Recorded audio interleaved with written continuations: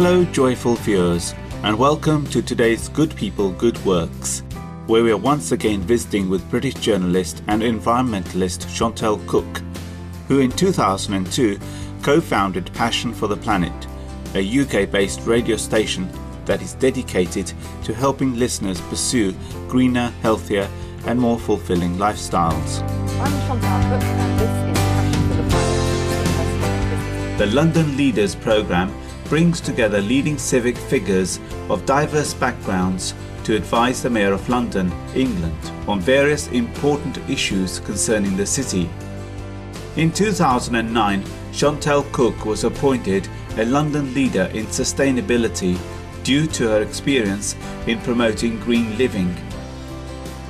For her vigorous efforts to preserve and protect the planet, Ms. Cooke has received many awards, including the Triodos Women in Ethical Business Award, the Green Business Award and the British Environment and Media Award. Ms. Cooke and her business partner Kenny Stevens insisted on walking their talk when setting up their radio station. Thus they minimised resource consumption by carefully considering all the items they needed and looked for sustainable ways to furnish the office. For example, the tiles chosen for the walls are plant-based and thus are completely biodegradable.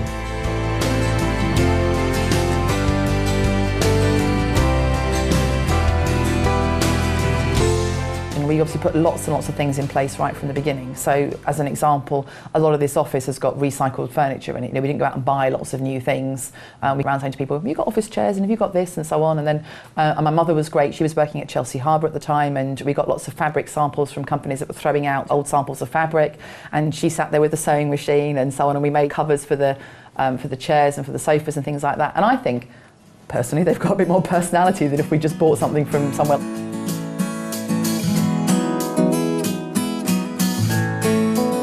All efforts are also made to make the running of the workplace green as well.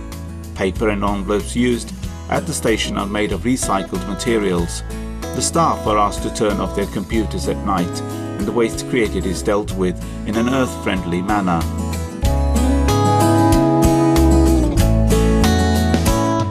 And then it was also about having certain behaviours in the office that we made sure we did. So the turning the lights off and those sort of things is one of them, but equally putting our composting into a little tub and a couple of days I just take it home with me, and that could be composted rather than chucking it in the bin. We petitioned the building owner here and got all the other companies down the corridor to get on with us and said we'd like to have some paper recycling at the office, and we found out how much that would cost and to take it and get it all sorted out, and then got everybody in the building to kind of go, yeah, we want it too. And sure enough, the building owner responded. There's now paper recycling actually on site, which gets collected every week.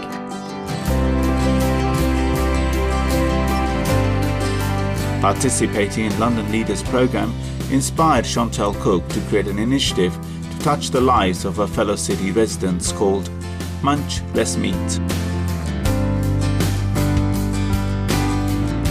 So for my personal project, because I've got a passion for animals, what I wanted to do was encourage Londoners to eat just a little bit less meat. So you could, for example, have a meat-free day a week. That would have an impact. How about learning one recipe that's vegetarian? I think we tend to have 4 or 5 recipes we sort of rotate around the whole time. So if one of those was a vegetarian recipe, how much difference would that make? Could you perhaps host a dinner party, get a whole load of meat-eating friends round and try out a whole load of vegetarian stuff?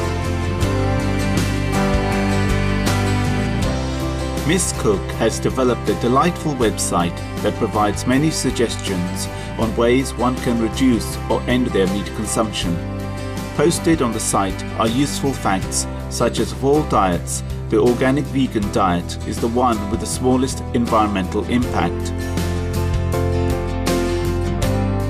So you can go to that website and there's all the different challenges there, so you can choose which challenge suits you best. It'll tell you about some of the savings that you'll make. So I think as an example, if you had a meat-free dinner party and there were 6 of you all together, you'd save something like £14 of grain.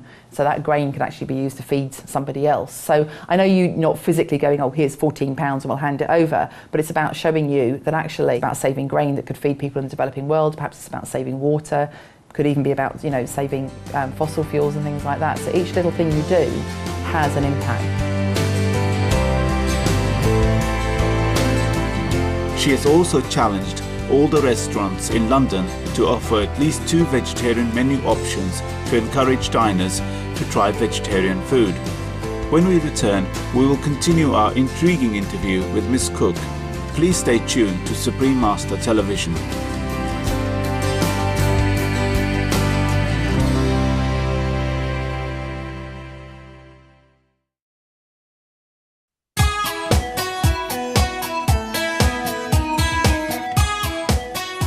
So I think sometimes we get overwhelmed by the problem and then go, oh, I'm so tiny, I don't make any difference. Yeah.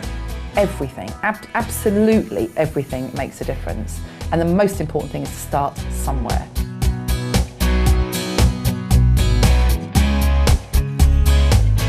Welcome back to Good People, Good Works, as we continue our talk with journalist, environmentalist and co-founder of the Passion for the Planet radio station, Chantal Cooke.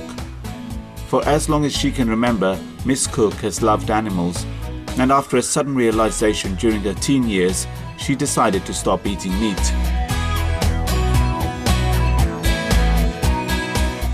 I kind of sat there and I just thought, hold on a second, it's like, why am I eating this?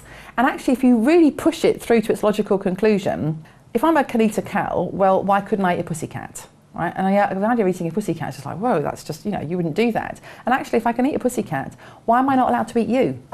Yeah. And to me, it just seems no different. So clearly, for most people, the idea of eating another human being would be pretty repulsive, and probably for a lot of people, maybe eating a cat would be also pretty repulsive, maybe not as repulsive as a human being idea. But actually, why is there some kind of graduated response to it? Why is eating a human worse than eating a cow? I sort of don't get it, really, because it's still eating somebody else's flesh. And I just don't think that's very nice. I'm perfectly healthy on a non-meat diet. So I've got a choice. Why am I still going down this route of eating this stuff which actually is bad for the environment, not entirely great for my health, ethically is, I think, very questionable. And, we share the planet. I think sometimes we kind of get into this thing where we think that so it's our planet and, well, they're just there for us. And actually, they were here before we were, a lot of them. And even if they weren't, this is not about who was here first and who it belongs to. It's actually about we all share it together. And if we go back to this idea of an ecosystem, if I pulled out all of one type of animal because I ate all of it, what impact does that have on the ecosystem overall? And without a doubt, we need animals to survive. And I think probably a lot of animals would survive perfectly well without us. I'm not entirely sure we'd survive perfectly well without them. So I think it's about having just a little bit more respect, and how do you do that?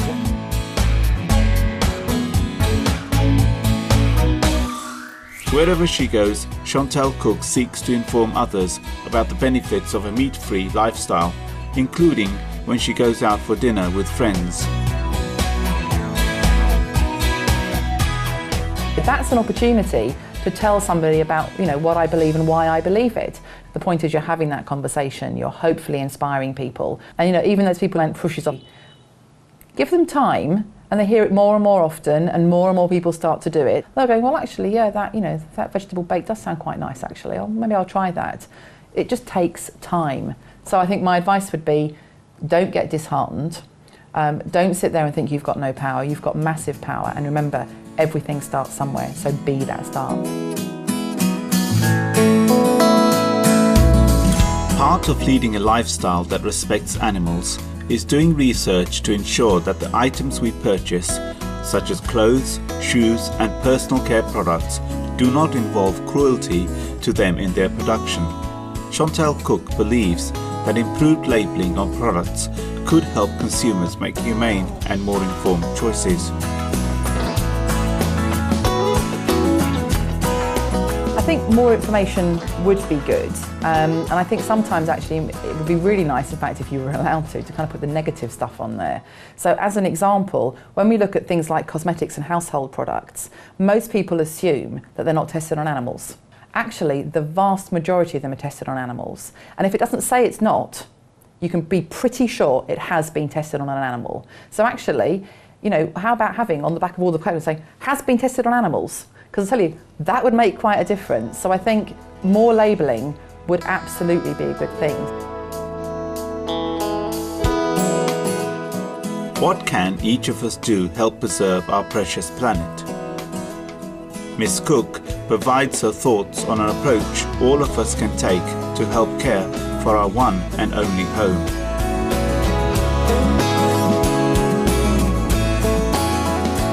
The absolute best thing you can do is, to quote Gandhi, be the change you want to see. You know, take those actions, inspire somebody else. If somebody else sees you doing some composting or some recycling, well, they'll go, well, what are you doing? Why are you doing that? Well, that's an opportunity to talk.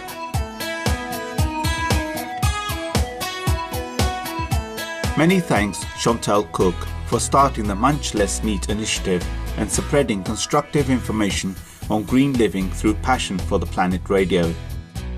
We wish you continued success with your noble work at the radio station, which is a splendid platform to share how we all can live in greater harmony across the globe. For more details on Passion for the Planet, please visit www.passionfortheplanet.com. Information on the Munch Less Meat project is available at munchlessmeat.co.uk. Thank you for joining us today on Good People, Good Works. Up next is the world around us. After noteworthy news, may your life always be graced with love and wisdom.